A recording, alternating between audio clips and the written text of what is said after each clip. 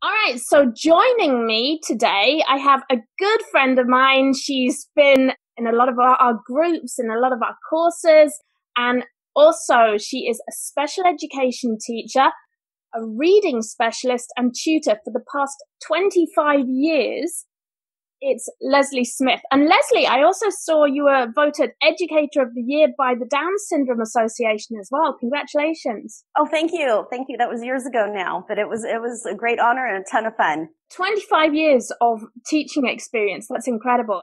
Is it all reading? What is it that you do, Leslie? Actually, it pretty much has been. I taught general education for 4 years, and it was in an at-risk Title I school.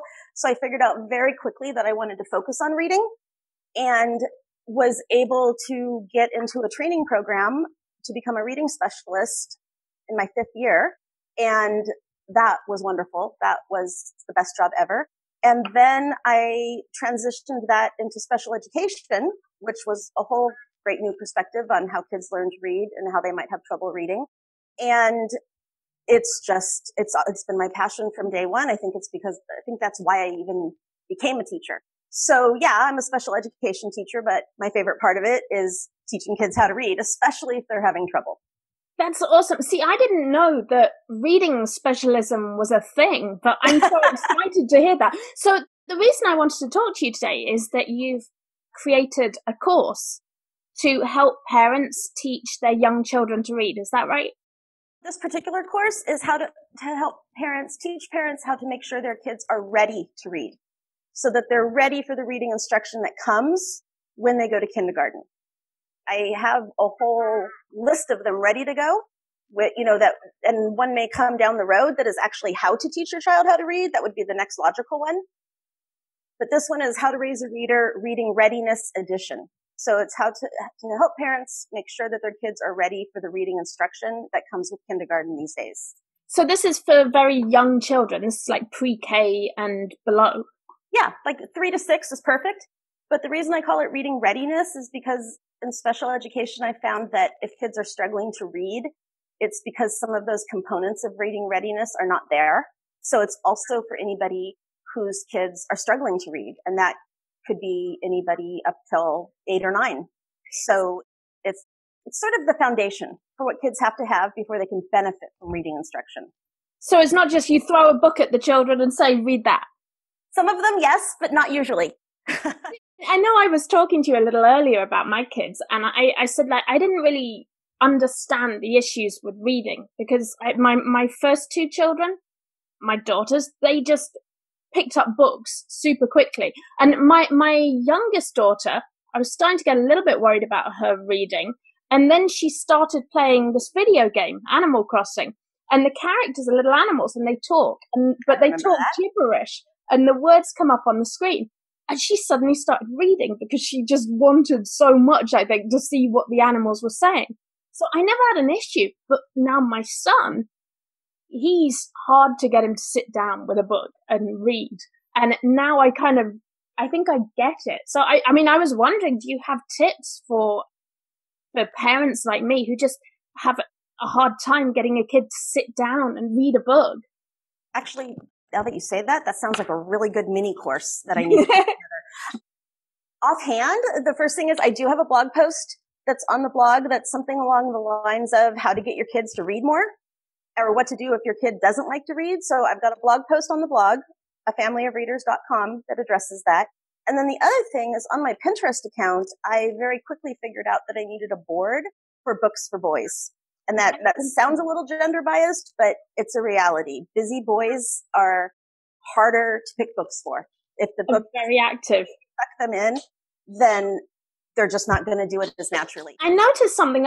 He's really big into YouTube, and I wonder if that's like a big issue now that kids just are getting so used to watching video on their computers and iPads that it feels sort of slow when they sit down to read. Educators have talked about that for a long time. My first tip there is put on captions on whatever he watches. Ooh. Put on the closed captions. Genius. Yeah, it's wonderful. It's one of my biggest tips for younger kids who are learning how to read, and it'll be great for a reluctant reader too, now that I think of it. educators do worry about that. Are we training kids to interpret information through, bits of electronic pulses? We worry about that. So, and actually some of the research is coming out now saying that we definitely need to make sure we're exposing kids to books. And I think the American Medical Association is saying no electronics at all until they're 2, because we don't want to wire their brains to interpret information only in that way. That's interesting. Interpreting information electronically is a very specific, those are neural pathway you're laying down. And if a kid's brain develops that way, it may have trouble interpreting information that is little black marks on a white page that stays still. Oh no, what have I done to my children? No, they'll be fine. They'll be fine. But it is going to be interesting, I'd say, in the next decade when we start figuring out what is important. So, and Sid may want to read on a Kindle. Try him on a Kindle. You can do there's an option where it can read it out loud to you and you can follow along. That's what he does now. He's got the Kindle on his iPad, and so he'll sit and he'll read that. And I found the lifesaver is the Diary of a Wimpy Kid. Yes. Suddenly got into that, and now he'll sit and read that. Usually at midnight when I want him to be asleep. Right. I love that series. Absolutely love it. That and the Magic Tree House books are absolute saviors for kids who are reluctant readers and who are struggling to read. That and the first Harry Potter book too is not that difficult, and kids love the idea of reading Harry Potter because their friends are doing it. So it escalated so much though. It's like the first book feels like a kid's book, and then by the time you get to the end, it's like, what? I did. That's why I specifically said the first one. Yeah. I've taught the first one with kids who are struggling to learn how to read, and with support, they can read it. But from the second on, it's interesting how the difficulty level of the books follows the age of the kids. Yes. Until by, number 7 is really a young adult book. Yeah, it really is. The last one, and it gets pretty dark as well. It's it's a big jump. Let's talk about your course. So what is included in your course? I know it's a video class, so it's you teaching video classes. Is that right? Yeah, let me think about this. It's a mix of videos of me talking about a subject, whatever the subject is, and I'll go through that in a second. And then there's tons of narrated slides. And actually, I would say it's a combination. It's a combination of video and narrated slides. And each module has PDF handouts. Some of those are sort of cheat sheets and checklists to go along with the content that I'm talking about. And then a big component of it is PDF downloads of games to play with your kids that develop the 2 specific reading skills that they need to have in order to make sense of phonics. And actually that's module 2 and 3. Module 1 talks about reading aloud, sort of what you and I have been talking about, and just developing a love of reading and making it so wonderful in your home and so rich that your kids just love it and that they're developing the language skills they need. And then module 2 is what we call phonemic awareness, which is the rhyming and identifying ending sounds and identifying beginning sounds and playing all the games that go along with that. And then module 3 is called the Alphabetic Principle. And specifically, I wrote that one because I find a lot of parents and kids coming into kindergarten will say to me, oh, well, she knows the alphabet. And what they mean is that she can sing it. Oh, and yeah. Knowing the alphabet is what that reading specialist program that I went through 20 years ago, what the author of that program called deep letter knowledge. So kids need to know the letter, they need to know the sound, they need to know how to form that letter, and they need to be able to move fluidly from letter to sound and sound to letter to reading it and writing it, and be able to do that with great automaticity and not even have to think about it. So that is module 3, and you can download a set of games, and there's directions for each game. I think there's downloads for the directions. The directions are also on the slides. And then for some of them, I actually have demonstration videos with my nephew.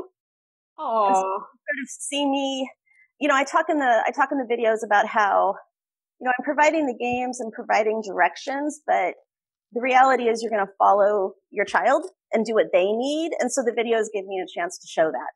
you can kind of see me winging it when I see that he wasn't getting something. And how old's your nephew? He was 5 going into kindergarten. So it was perfect. So sweet. It was absolutely perfect. He was exactly the age I needed him to be. And actually, you know what? I do talk a little bit in module 1 too about a really simple framework for teaching. Just sort of, how you can approach any teaching task. And actually, it comes down to, I do it and you watch me, and then I do it and you help me, and then you do it and I help, and then you do it and I watch. And if you go through those 4 steps with almost anything that you're teaching a child, it's a really natural progression that first the child's watching you, and then the child's helping you, and then you flip it and the child's working independently and the adult is helping. And then the final stage is the child working on their own and the adult just watching. That's actually really helpful too. It is. It works something to remember. It works for anything. Yeah. I mean, if you think about it, that works for teaching your kids how to brush their teeth. It's just a really good model for learning and teaching. And I think that's even what I call it in the course, a model for teaching and learning. So there's some tidbits in there about teaching. Mm-hmm. I was going to ask that. Do you have to be a teacher to, like, if you're just a regular parent, is your course, and I kind of know the answer because I peeked at it and it looks amazing. If you're not a teacher, if you're just a regular parent, can you follow this course? Oh yeah. And that's what I wanted. I want kids' literacy background to be so natural in their home. And that's as a reading specialist, what I want for kids. I want it to be so fun and so natural at their house with their parents. So absolutely, that's who I want it to be for, is somebody who just wants to spend a few minutes a day playing games with their child to make sure that when they go to kindergarten, that they're ready to read. Or ready, and I keep saying this, it's ready to benefit from reading instruction. Because what happens these days, at least in California where we are, and with Common Core, actually across much of the nation, is that, honest to God, reading instruction starts in kindergarten, and it starts fast. And when I started teaching 25 years ago, the only thing we covered in kindergarten was letters and sounds. There was no sight word work. There was no blending. There was no sounding out. It was just letters and sounds. And 25 years later, really the letters and sound work, I mean, it takes place through all of kindergarten. But by October, teachers are trying to get kids to put letters together and sound them out. That sounds like a lot. That sounds a lot at that age. It is a lot. It is a lot. And whether it's developmentally appropriate or not, it's the reality. And so what happens is that if you don't have a good ear, the phonemic awareness is how we play with sounds and manipulate sounds and being able to hear them. And if a child doesn't have a good ear for that, all that phonics instruction and that sounding out instruction that comes in kindergarten isn't going to make sense or be easily absorbed. And so, and I see a lot of that in special ed, because sometimes if a kid is struggling, it's not because they have a learning disability. It's because they came in with a few gaps. And if we can go back and fill in those reading readiness gaps, it turns out that they don't need special ed. Wow. So, which is sort of what led me to this. It's like, okay, well, there's this tiny group of kids who need help. And when we test them, they don't have a learning disability, and yet they're having trouble learning how to read. It's more fitting into the system and Yes, exactly. And it's hard. Preschools are doing it now for sure. But, you said your girls learned how to read naturally. Yeah. I probably did because you were doing all of this instinctively without realizing it. I'm kind of a hoarder, so I just have a lot of books. Yes, that will do it. Yeah. But all of those, the rhyming and all the rich language environment and all that sort of thing. And, some kids pick that up so easily and others require a little bit more direct instruction. And it doesn't mean that they're not as smart. It's just a difference in the way they learn. I think this is really interesting. I'm thinking of the people in our community, and I know there's a lot of homeschoolers, and I know there's a lot of people doing just the whole spectrum of different kinds of schooling. And I mean, I've been through all kinds of different options with my kids. We've done unschooling, homeschooling, public school, Montessori school, and now they're all at an amazing charter school. And I've been so lucky to find it because they're all doing really, really well. And quite a high proportion of kids there with IEPs as well. So it tends to be a very small classes, and they give them a lot of specialist attention.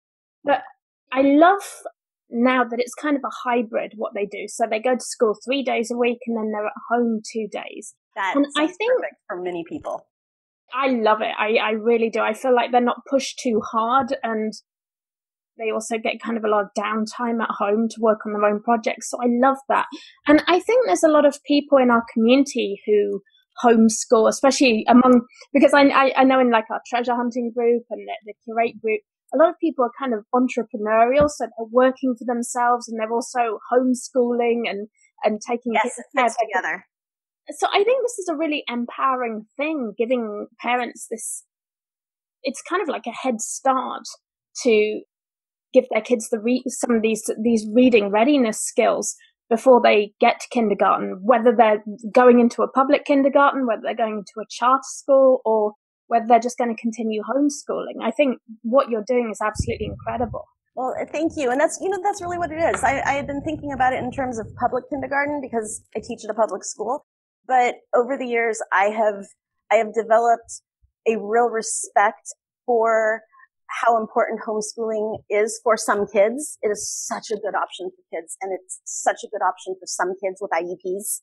Yeah, well, my daughter, all my kids struggled in public school, and we took them out literally one by one. It just wasn't working for any of them. And I mean, two of my daughters are on the spectrum, so it kind of, they had a really hard time with the social aspect of the public school.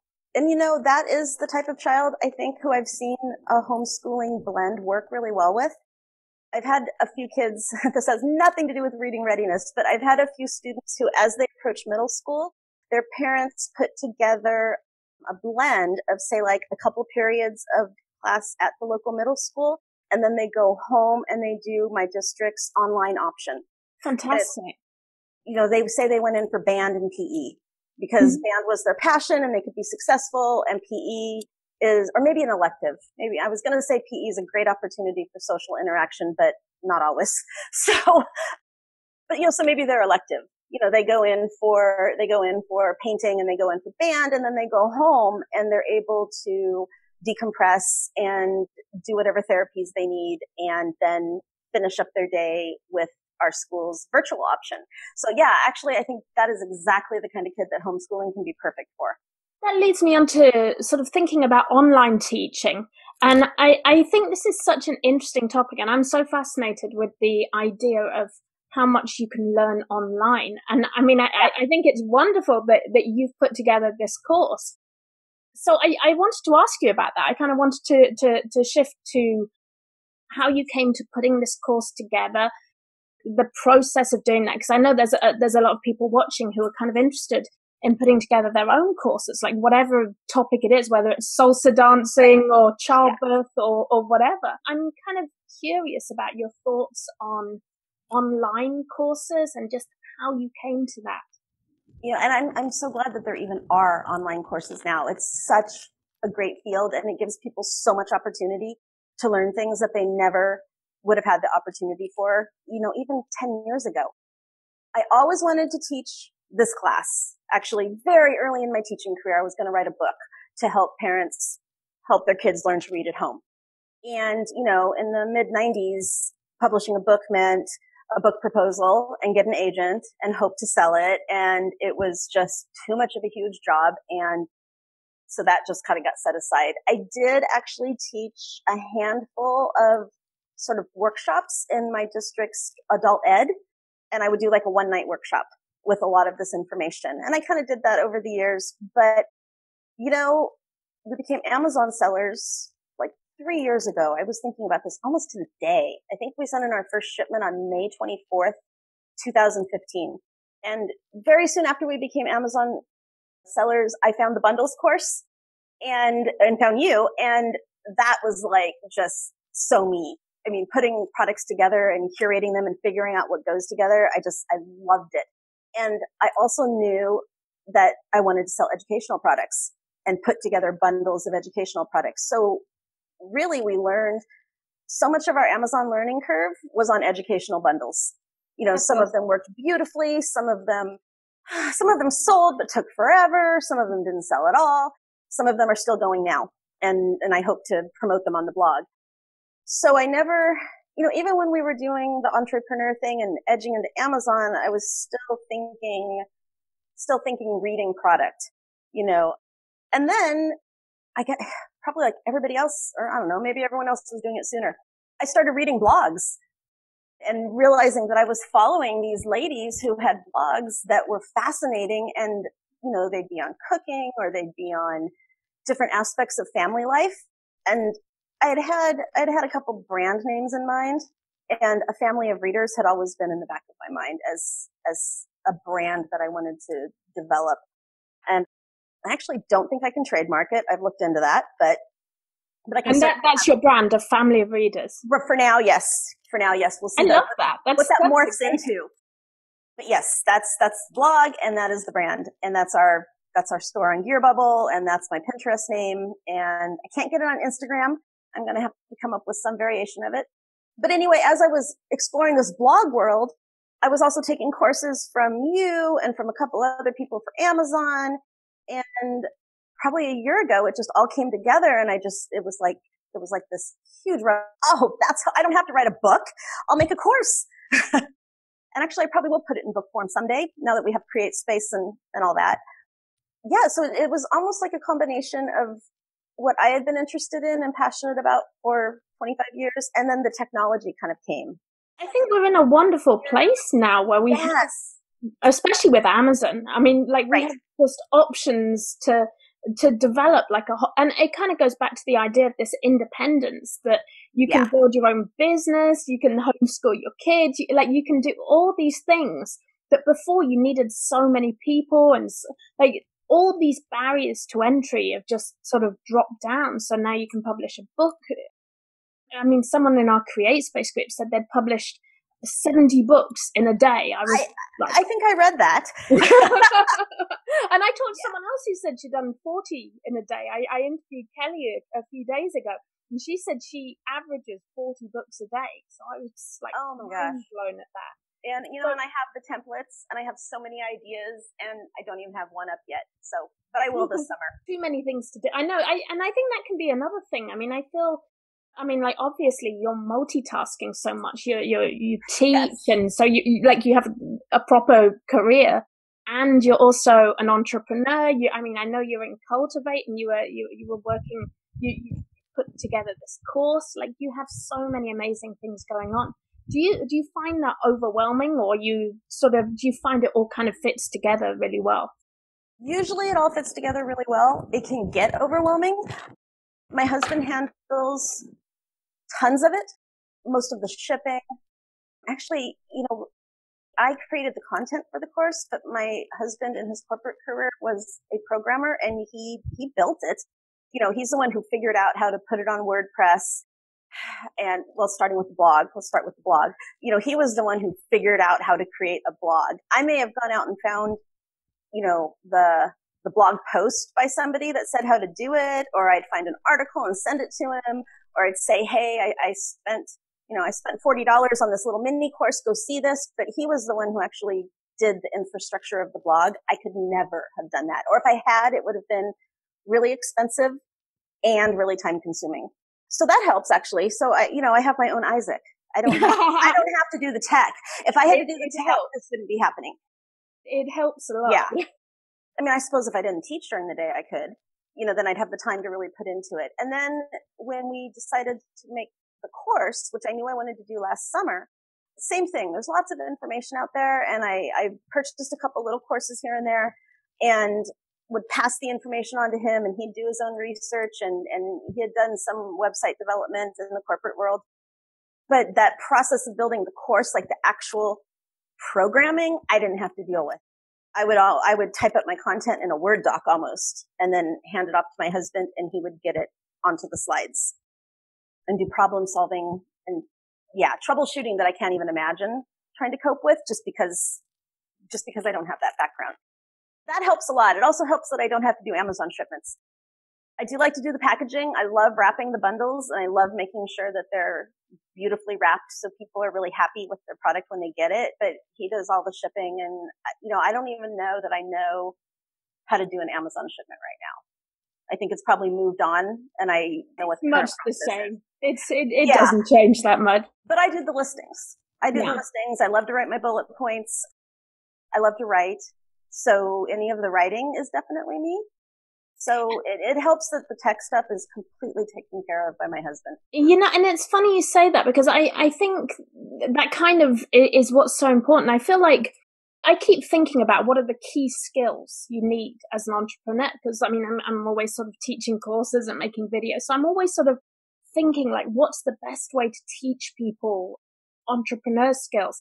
And I think writing is like critical. I think reading, writing, and talking are probably the three key skills that I've been able, and creativity. I think just being brave enough to sort of come up with ideas and pick. I feel like those are the skills that are most important to develop for anything. I feel like so much of what we do now is across so many different platforms, from blogs to speaking to recording video.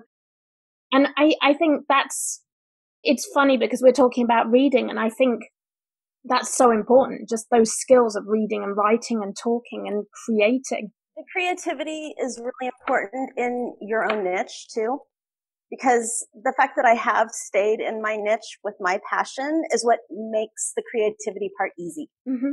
I am constantly coming up with ideas, probably too much, ideas of products I want to try and blog posts that I want to write, and they're everywhere. And I think that if I wasn't in this pretty narrow niche, I would just go crazy. So I think that the creativity, the picking your area is what, for me, activity to work. And I think that's part of the time management too. If I was trying to be creative in too many different topics, then I think I would feel overwhelmed. Absolutely. It's interesting. I was just coaching someone else, and I was talking to them, and he had so many ideas. He was like, well, I do this and I do that and I do this and I do that. And I realized that they all kind of had a common theme. And I think it's really important to start looking at how you can, and this was one of the concepts of the Cultivate course, was how you can create a curated collection of products, services, online, like your blog. It all comes down to the same brand. Like, you can bring all these great things together. And I think we kind of almost reverse the way people think about things, because I think the traditional way of thinking about selling on Amazon is you start with a product.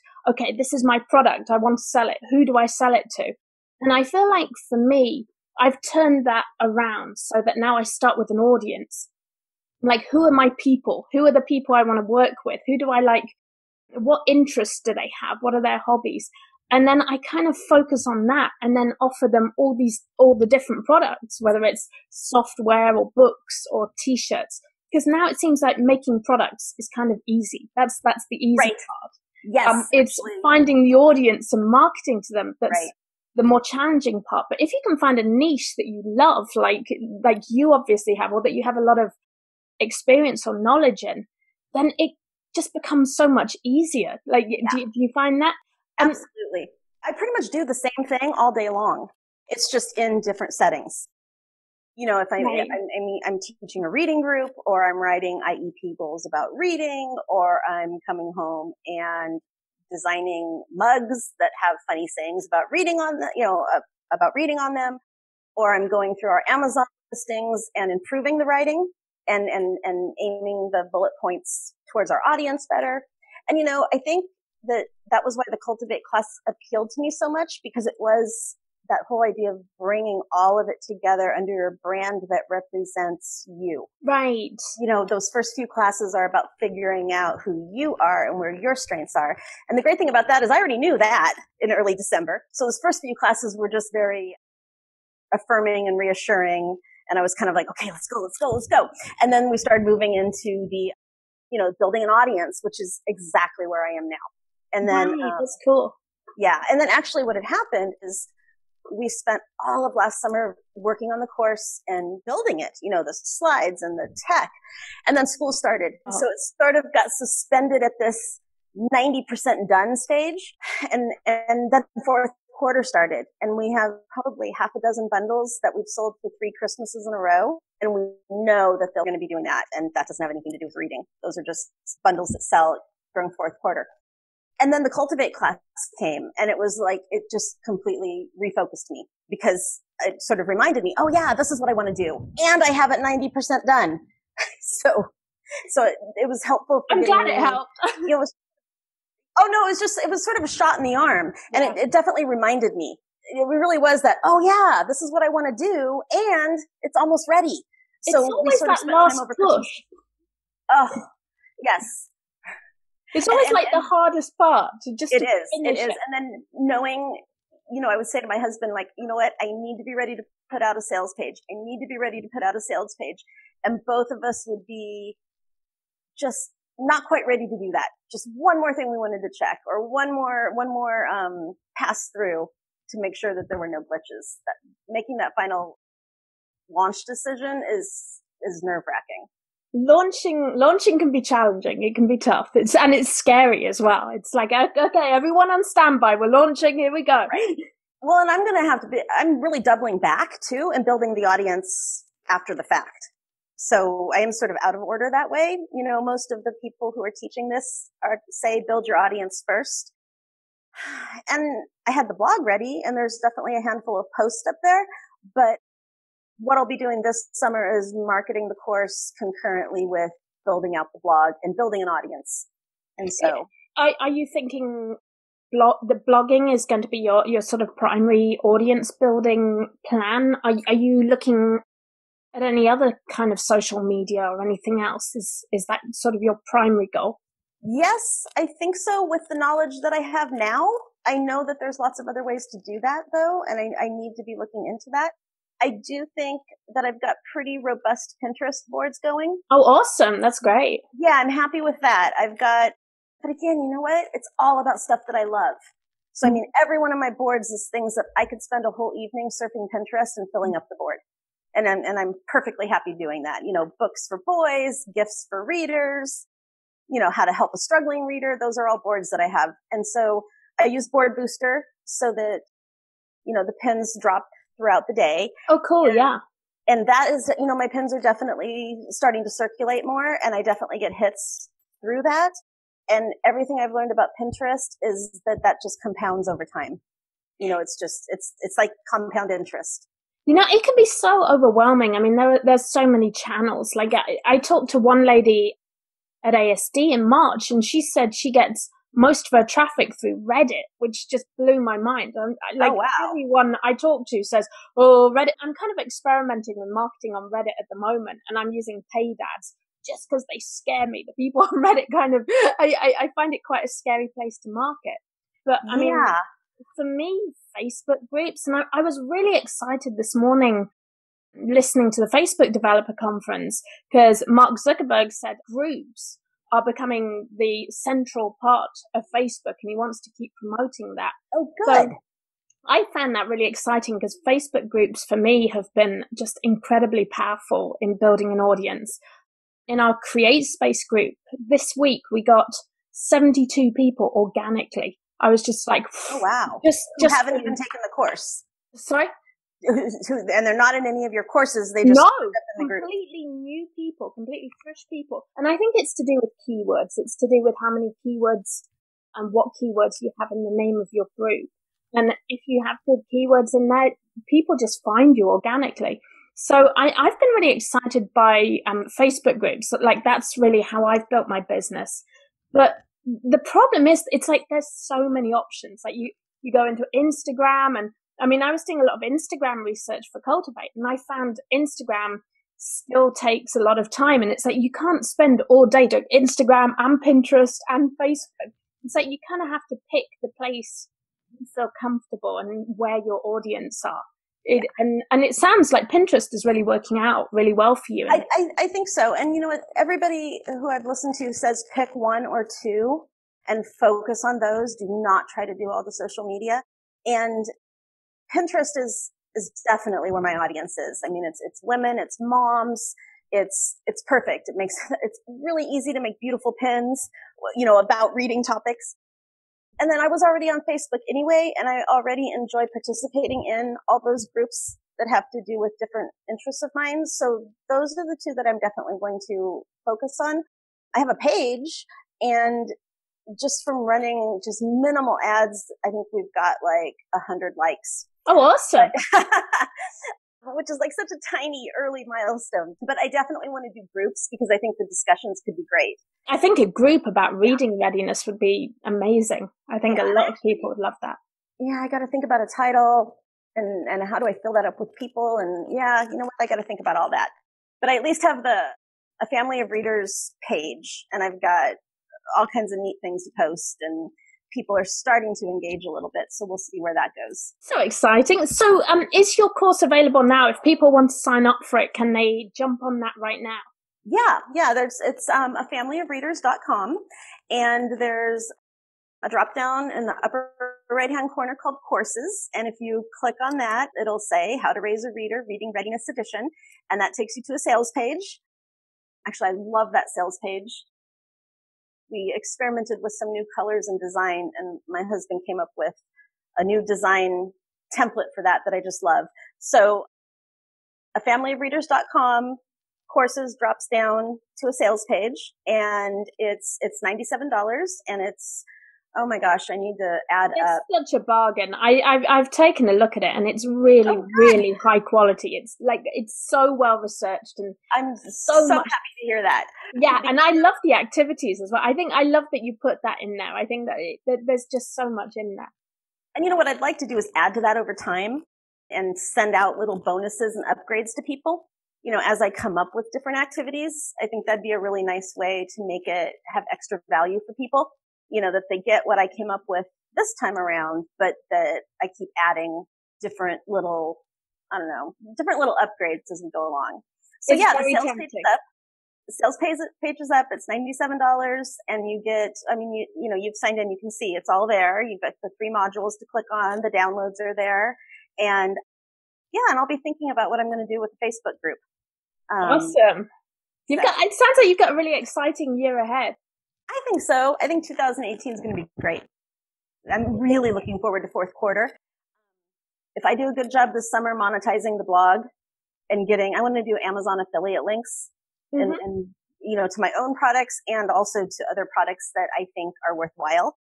I don't know that I want to do ads because I want to have control over what I'm promoting.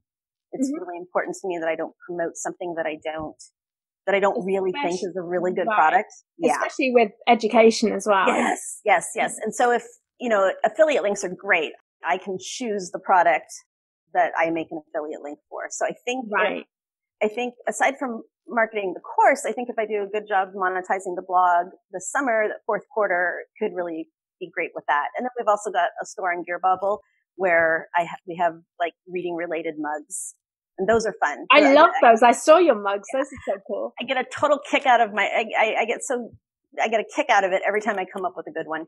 I love that. I think there's so many great things you can do with print on demand that you can put your message on oh my gosh, you could do like shower curtains with maybe reading practice or I don't know. I feel like alphabet shower curtains. Yeah, there's all kinds of stuff. There's actually shower curtains out there that look like a bookshelf. Oh, how cool. And that's the kind of thing I'd be comfortable doing an affiliate link to because I think it's cool. So if I think it's cool, I'm willing to promote it in my business. But I come up with these ideas all the time. And we've got a few shirts up on merch, but I just haven't had time to market that specifically. So it's sort of been, I've put up a few and, I think we've gotten maybe 5 organic sales on merch. Yeah, merch is like a roller coaster at the moment. It's like one day you get sales and then the next it kind of, it's very uppy downy. I think I've been sort of moving gently towards create space just because I found merch is so, as I say, a roller coaster. Like the sales are on, the sales are off. I find create space quite consistent. So I've sort of been moving my attention a little bit more to create space. But the great thing is it's all Amazon. So whatever you do, you're doing FBA or create space or merch, And this is something that's really interesting, is I feel like Amazon is almost not just a selling platform, but a marketing platform. If you put books and you put products on Amazon and people find those, they're likely to follow the rabbit trail, the breadcrumbs, to your actual course and to discover more about you, because they're going to want to find out more about this great brand. Yeah, so and I love that you're doing all those things.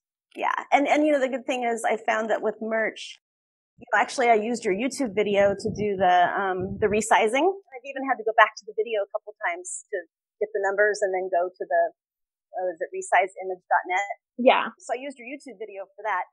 But I found that when I went to merch to set it up, I don't know, we were maybe 2.5 years into Amazon. And because I was already so comfortable with listings and shipments and all that sort of stuff, that merch didn't scare me at all. And I think if you're comfortable navigating the Amazon platform in one area, it's really easy to transfer that to one of the others. And I've explored CreateSpace, but not actually launched something. But I have the templates. So hey, that's good. Yeah. Oh, and also Amazon gives you Amazon Spark as well. I know I've heard a few people in the t-shirt course were using Amazon Spark, which is like a little, it's almost like Instagram, but within Amazon. And you can only get it on the phone app, on the Amazon Buyer app, on the phone or the shopping app. If you browse down it, it has Amazon Spark, and you can post pictures of your products on there, and you can chat to people on there. So that's turning out to be kind of a cool outlet for marketing and for promoting your products on there as well. Yeah, so, sort of like Instagram, huh? Right. Yeah, it's to do their own version of Instagram. Yeah. So lots. Oh, and Amazon Influencer as well. There's so many like great options just within Amazon. Right. Well, Leslie, it's been such a pleasure talking to you. I could talk to you all night, but I'm going to give Isaac so much editing work. Well, go to Pinterest and look at the Books for Boys thing. Absolutely, I will do that. Thank you. Actually, there are so many. There's so many copycat versions of Diary of a Wimpy Kid. Oh. So go look for some of the copycat ones, which are probably pretty good. And it'll just keep him reading. That's a great idea. Exactly. People on CreateSpace actually have totally copied that whole series. So if you go down that rabbit trail, you should be able to find all sorts of other, Diary of a Wimpy Kid type books. That's a brilliant tip. I will do that. Well, thank you so much, Leslie. I really, really appreciate you taking time out. I know you're very, very busy, so I really appreciate you taking time out to talk to us. Thank you so much. Thank you, Katharyne. Bye. Bye.